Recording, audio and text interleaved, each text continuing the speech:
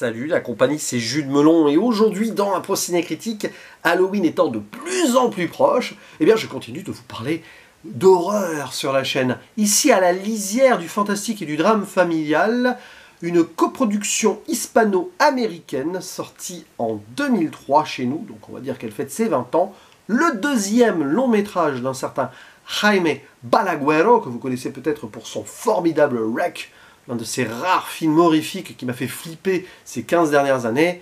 Et bien aujourd'hui il va être question de Darkness, qui fait suite dans sa filmographie à La secte sans nom, que j'ai pas vu, et je crois qu'après il fera Fragile, que je n'ai pas vu non plus. Bref, restons centrés sur cette œuvre qui nous intéresse aujourd'hui, avec un casting particulier, parce qu'il n'y a qu'un seul acteur espagnol principal et aucun américain. C'est bizarre pour une coproduction hispano-américaine quand même.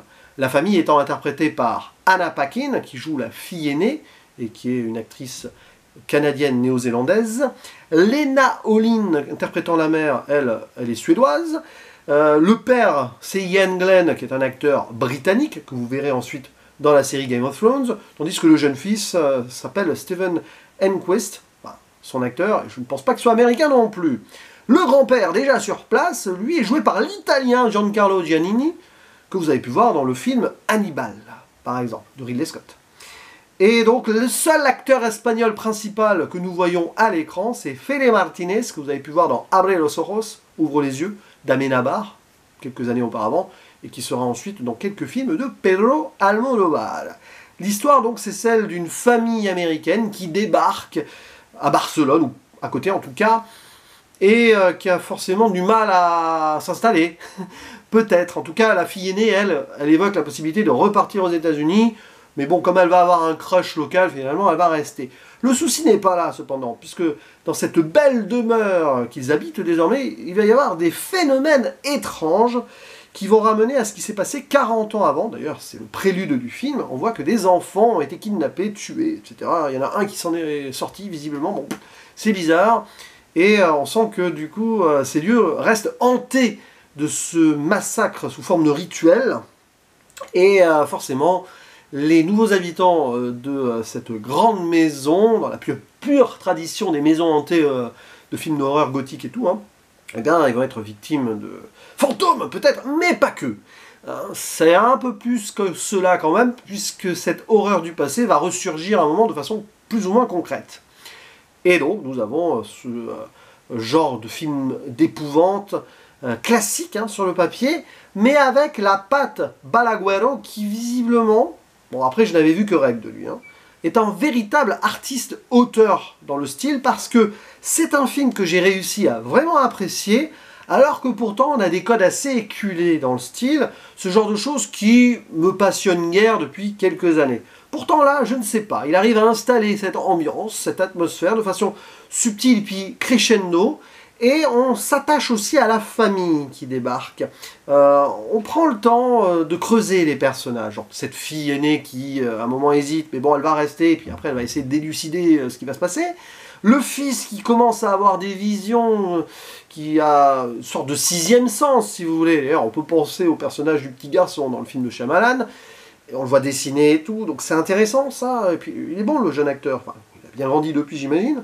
La mère qui, elle, s'en fiche un petit peu, mais elle est quand même caractérisée comme cela, en mode elle ne fait pas attention aux choses. Et alors le père, qui est victime d'une certaine maladie, qui lui fait avoir des crises, il est très nerveux, assez angoissé, un peu parano, et on sent que c'est un peu dû au lieu aussi. Alors c'est là où on se pose la question, à quel point la hantise de cet endroit va créer, générer ou empirer les états de chacune et chacun. Et c'est ça qui est fort puissant, je pense, dans le film, d'autant plus que cette maison est un personnage à part entière. Et c'est ce qu'on attend de ce genre de film d'horreur-là. On joue sur l'ambiance, sur certaines apparitions ou pas, il n'y a quasi pas de jumpscare.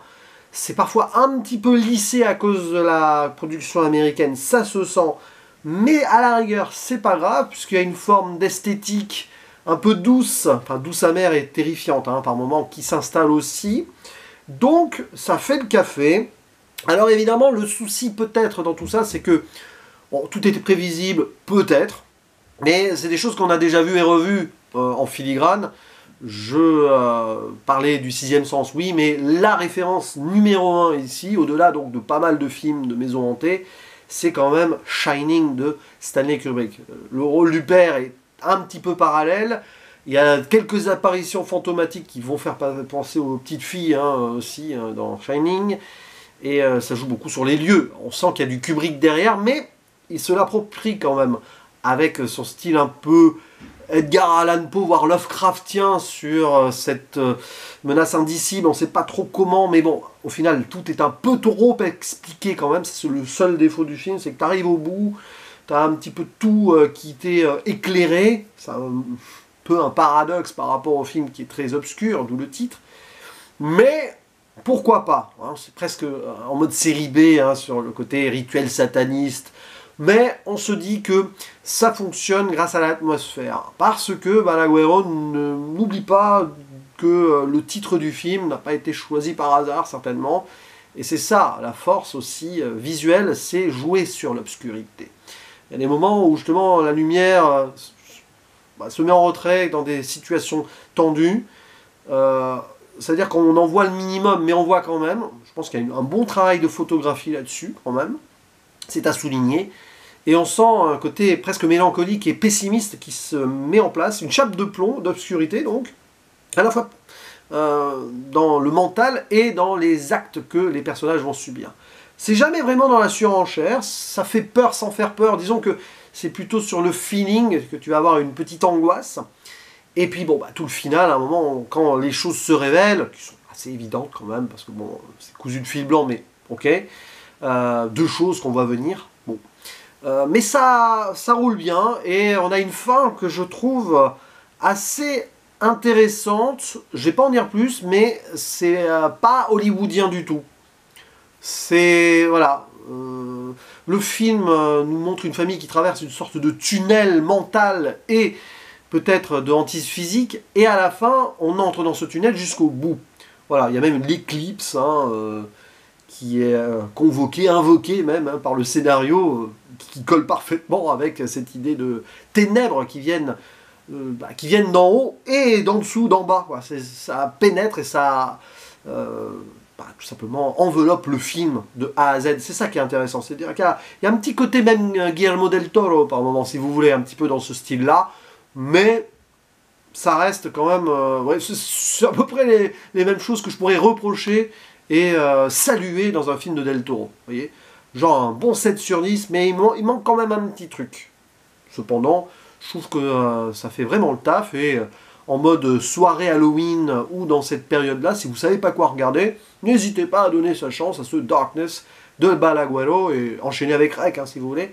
Il faudra que j'en parle un jour de Rec, parce que je ne l'ai jamais revu, jamais osé, mais je sais que la fois où je l'ai visionné, eh bien, je vous en dirai plus quand je ferai une vidéo dessus, que ce soit dans quelques mois, quelques années, peu importe, on verra bien. N'hésitez pas à dire en commentaire ce que vous pensez en tout cas de ce Darkness, de la filmographie de Balaguerro si vous voulez, et je vous dis à la prochaine, ciao.